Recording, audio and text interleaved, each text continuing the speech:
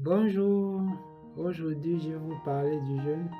Je fais un jeûne de 24 heures, un jeûne avec de l'eau. Je vous explique ma situation. Je suis avec ma femme, avec notre fils. Elle a un programme un peu spécial. Elle travaille 24 heures, elle se repose 48 heures. Quand elle se repose 48 heures, moi je travaille. Si vous me suivez depuis longtemps, vous savez que moi je suis mototaximan. Dans les 48 dernières heures, j'ai travaillé. Elle est partie travailler 24 heures. Pendant ces 24 heures, je profite pour jeûner. Je jeûne uniquement avec de l'eau. Je ne mange pas. Et je vais vous expliquer pourquoi je le fais. Pourquoi vous aussi vous devez le faire.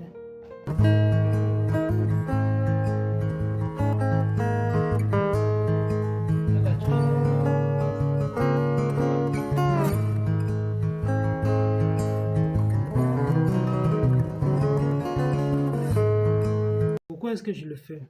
Je le fais premièrement parce que ça m'aide à prier. Vous savez que la prière est très importante dans la vie chrétienne. Et justement, pendant les 48 dernières heures, quand je travaillais, c'était difficile de prier. Pourquoi? Non seulement je travaille, je suis fatigué, je mange aussi et ça me fatigue aussi. C'est vrai que je dois prendre soin de l'enfant. Il a besoin de beaucoup de soins. Il a besoin de 3 douches matin, midi, soir. Il a les couches lavables. Et je dois aussi un peu prendre soin de la maison. Si je ne peux pas, je laisse. Ma femme viendra prendre soin. Tu me dis pourquoi tu ne manges pas quand tu restes à la maison. Je vais te dire que parce que j'ai envie de prier. Qu'est-ce que je fais? Je ne sors pas de la maison. 24 heures, je ferme la porte, personne ne me voit et je prie. Et quand je prie, je peux prier chaque heure, parfois je prie chaque 2 heures, maximum, parfois je prie chaque 3 heures. Donc mon emploi de temps souvent c'est que quoi?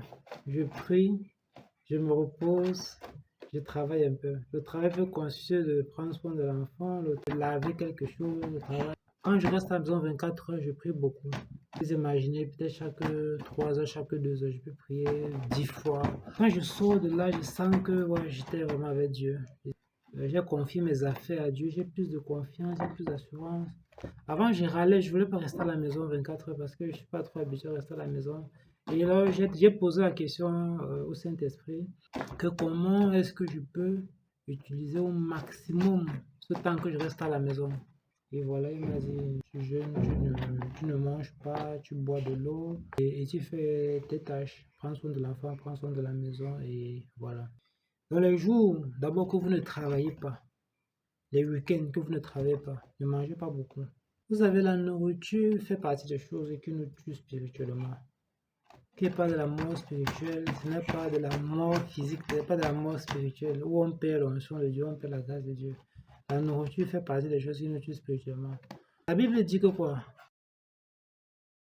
Malheur à toi, pays dont le roi est un enfant, et dont les princes mangent dès le matin. Heureux, toi, pays dont le roi est de race illustre, et dont les princes mangent au temps convenable, pour soutenir leur force, et non pour se livrer à la boisson. Que maudit soit le peuple dont le roi commence à manger le matin. La nourriture, c'est pour soutenir vos forces. Vous aussi, vous êtes un roi. La nourriture est destinée pour soutenir vos forces pendant le travail. Et si vous faites même un travail qui n'est pas très physique, ne mangez pas beaucoup. Une époque où moi j'écrivais seulement, je mangeais un repas par jour, je mangeais le matin, toute la journée, je ne mangeais plus. Là, il est 14 heures, j'ai commencé mon jeûne à 14 heures. Aujourd'hui, je vais finir mon jeûne à 14 heures demain. Ne quittez pas la vidéo, le jeûne est très important. Il faut que vous mettez un jeûne dans votre vie. Ça me permet aussi de prendre soin de mon fils. Comme demain, je pouvais le prendre, le mettre à la garderie, partir travailler. Mais à cause du jeûne et la prière, je profite, je reste avec lui, je jeûne, je prie. Et quand ma femme va venir, les 48 prochaines heures, je peux maintenant aller travailler. Vous aussi pouvez le faire un vendredi, un samedi ou un dimanche. Jeûne hydrique, 24 heures, vous enfermez à la maison, vous ne sortez pas, vous buvez juste de l'eau. Pendant ce temps, qu'est-ce que vous faites? Vous vous nourrissez, vous priez. Quand il dit vous vous nourrir, il peut s'agir de lire, il peut s'agir d'écouter, il peut s'agir des vidéos. Vous priez parce que le plus important, c'est la prière. Ensuite, la nourriture. Ensuite, bien sûr, vous pouvez faire le ménage. Sauf si vous êtes béni, vous avez quelqu'un qui fait le ménage pour vous. Là, il est 16 heures. Je tiens le coup. Le matin, quand je travaillais, j'ai mangé les biscuits, les beignets, c'est tout. Bon, c'est quoi le jeûne hydrique? Le jeûne hydrique consiste à jeûner environ uniquement de l'eau. Pas de jus de fruits, pas de café, juste de l'eau. Et je vous conseille de prendre de l'eau minérale, bien sûr, c'est la meilleure eau. Avant, je faisais le jeûne sec. Si tu n'es pas en parfaite santé, c'est pas recommandé. Parce que le corps a vraiment besoin de l'eau. L'eau pure, sans sucre ajouté, c'est très bénéfique pour le corps. Ça fait du bien au corps. Le but n'est pas de souffrir. Le but est de faire du bien au corps et à l'esprit. Et le jeûne hydrique, c'est simplement parfait. Vous savez, même Jésus, qu'il a fait 40 jours sans manger, il buvait de l'eau. Yo, il est 7 heures du matin et je suis dans mon jeûne hydrique. Si je reste à la maison, je suis obligé de jeûner pour prier. Parce que si je mange, je suis obligé d'aller travailler le matin. Donc la seule façon pour moi de rester à la maison, c'est de faire le jeûne hydrique. Vous savez, comme je vous ai déjà dit, la nourriture fait partie des choses qui nous tuent spirituellement. Tout ce qui nous fait prendre de grands plaisirs de cette terre, ce sont nos ennemis spirituels. Donc j'étais en train d'écouter la Bible audio. J'étais en train d'écouter le livre d'Exode. Le peuple de Dieu venait de sortir de l'Égypte et Dieu était en train de leur donner la recommandation de respecter un jour par semaine où ils restent à la maison, ils ne sortent pas, ils consacrent cette journée pour Dieu. Souviens-toi du jour du repos, pour le sanctifier. Tu travailleras 6 jours, et tu feras tout ton ouvrage. Mais le 7e jour est le jour du repos de l'Éternel, ton Dieu. Tu ne feras aucun ouvrage, ni toi, ni ton fils, ni ta fille, ni ton serviteur, ni ta servante, ni ton bétail, ni l'étranger qui est dans tes portes. Car en 6 jours, l'Éternel a fait les cieux, la terre et la mer, et tout ce qui est contenu. Et il s'est reposé le 7e jour. C'est pourquoi l'Éternel a béni le jour du repos et l'a sanctifié. Et ça m'a fait penser à ce que je suis en train de faire aujourd'hui parce que on dit que ça permet aussi de se reposer et ça permet de vraiment chercher Dieu. Vous aussi, je pense que c'est bien que vous le fassiez, que vous preniez 24 heures par semaine où vous ne sortez pas, où vous ne travaillez pas et où vous cherchez Dieu. Et Dieu allait à l'extrême jusqu'à dire que la personne qui le fait, on va le tuer. L'Éternel parla à Moïse et dit, « Parle aux enfants d'Israël, et dis-leur, vous ne manquerez pas d'observer mes sabbats, car ce sera entre moi et vous, et parmi vos descendants, un signe auquel on connaîtra que je suis l'Éternel qui vous sanctifie. Vous observerez le sabbat, car il sera pour vous une chose sainte. Celui qui le profanera sera puni de mort. Celui qui fera quelque ouvrage ce jour-là sera retranché du milieu de son peuple. On travaillera 6 jours, mais le 7e jour est le sabbat, le jour du repos, consacré à l'Éternel. Celui qui fera quelque ouvrage le jour du sabbat sera puni de mort. Les enfants d'Israël observeront le sabbat, en le célébrant, eux et leurs descendants, comme une alliance perpétuelle.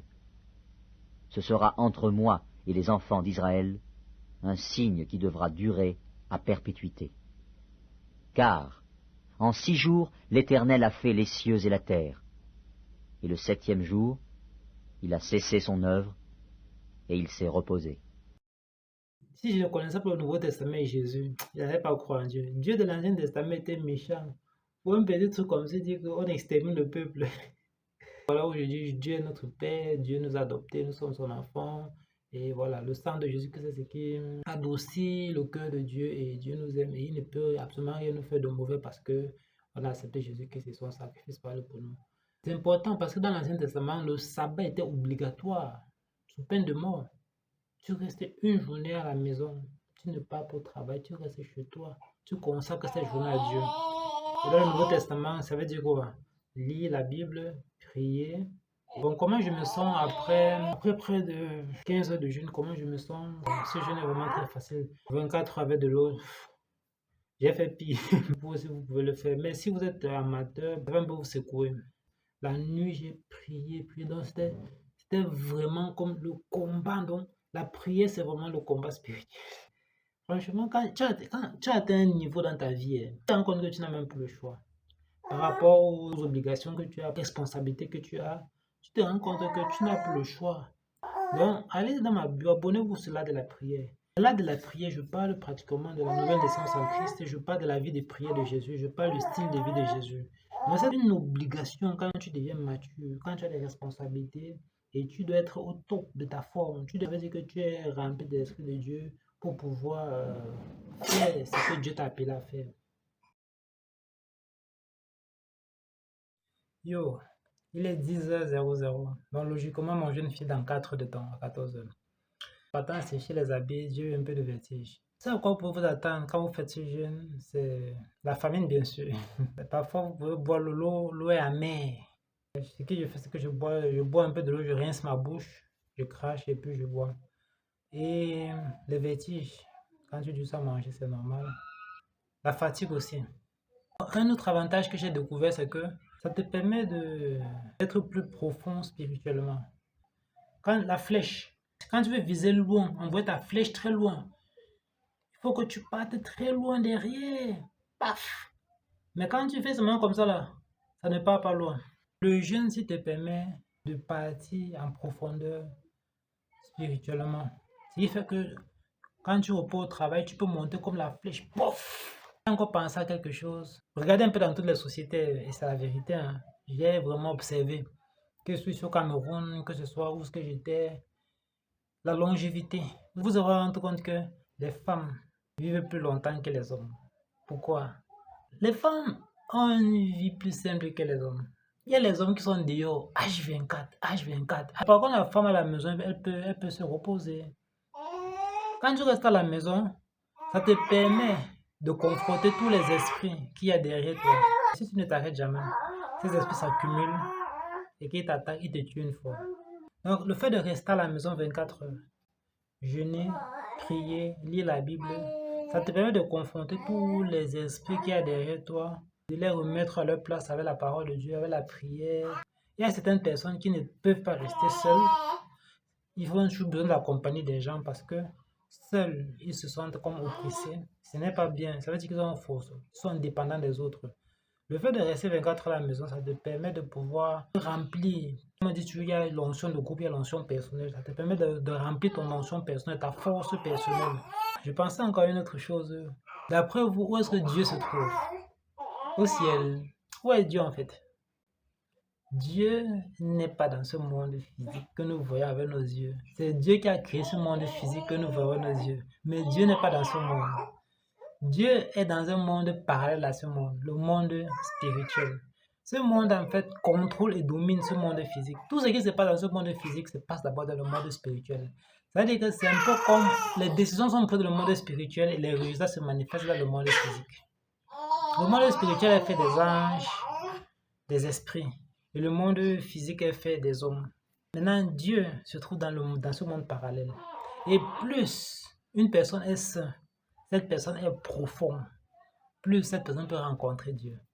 Voilà pourquoi à chaque fois que vous faites des choses qui vous approfondir spirituellement, comme l'adoration, vous agenouillez les mains, vous fermez les yeux, vous levez les mains, vous adorez. Si vous êtes bien adoré, quand vous vous levez, vous sentez que vous n'êtes pas monté aussi, mais vous êtes descendu profondément. Donc Dieu se trouve dans un monde spirituel et Dieu se trouve non pas en hauteur, mais en profondeur. Plus tu meurs, plus tu disparais, plus tu te déconnectes des hommes. Comme on dit, les orgasmes de cette terre, l'orgasme buccal, la nourriture, l'orgasme sexuel, le jeûne du sexe, les privations des groupes sociaux, plus tu meurs, plus tu disparais, plus tu es inexistant dans ce monde physique, plus tu descends en profondeur pour pouvoir rencontrer Dieu. Et ces 24 heures de jeûne avec de l'eau, ça te permet de mourir un peu en toi et de plus te rapprocher de Dieu. C'est là que je voulais en venir. Quand tu fais un jeûne hydrique, il va falloir que tu casses le jeûne. J'ai reposé mon système digestif. Il va falloir que je reparte en douceur. Je ne peux pas finir un jeûne comme ça, je prends un gros macabo, je commence à manger. Je commence avec des soupes, des boissons chaudes, le lait, le miel. Après, tu pars avec la banane. Ou alors, si tu prends le pain, tu essaies de tremper le pain, le lait pour faciliter la digestion. Et graduellement, tu peux commencer à manger des choses dures. Voilà. Yo, il est 14h05. Ça fait 24 heures, le jeûne est terminé. Pour faire le bilan, je suis abondamment béni, j'ai beaucoup prié. Le seul problème, c'est que je suis à la maison avec mon fils. Quand je passe 24 heures à la maison avec lui, il n'est pas très heureux. Je l'observe parce que c'est un petit bébé. Et quand je sors avec lui, il est plus épanoui que quand il reste enfermé tout le temps. Donc prochainement, je vais le faire seul.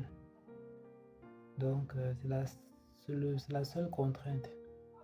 Sinon, à part ça, je suis abondamment béni. Et je vous encourage à le faire. Il y a des moments où peut-être vous êtes célibataire, il y a des moments où vous êtes marié, des moments où vous avez un enfant, des moments où vous avez plusieurs enfants. À chaque fois, il faut réfléchir comment faire pour vous rapprocher de Dieu.